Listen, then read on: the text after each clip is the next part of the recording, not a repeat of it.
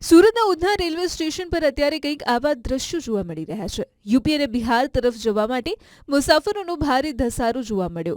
આ ભીડ કોઈ તહેવારની નથી, પરંતુ એક મજબૂરીની છે. કામના અભાવે સુરતની મિલો અને કારખાનામાંથી શ્રમિકો પોતાના વતન તરફ પ્રયાણ કરી રહ્યા છે.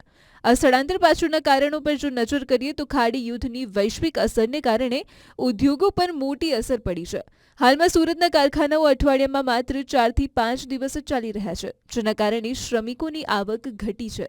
વધુમાં ગેસની તીવ્ર અછત સર્જાઈ છે અને જે ગેસ મળી રહ્યો છે તે પણ ગેરકાયદેસર રીતે 500 થી 700 રૂપિયા પ્રતિ કિલોના ભાવે વેચાઈ રહ્યું છે. ગેસ અને કામ બંનેની અછત વચ્ચે શ્રમિકો માટે સુરતમાં રહેવું મુશ્કેલ બન્યું છે. ઉધના સ્ટેશન પર શ્રમિકોની લાંબી લાઈનો લાગી છે. કલાકો સુધી લાઈનોમાં ઊભા રહ્યા બાદ પણ ટ્રેનમાં બેસવા માટે સીટ નથી મળતી. રેલવે વિભાગ દ્વારા સ્પેશિયલ ટ્રેનો દોડાવવામાં આવી રહી છે અને રેલવે, પોલીસ તેમજ સ્થાનિક તંત્રની સુરક્ષા વચ્ચે શ્રમિકોને વતન રવાના કરવામાં આવી રહ્યા છે.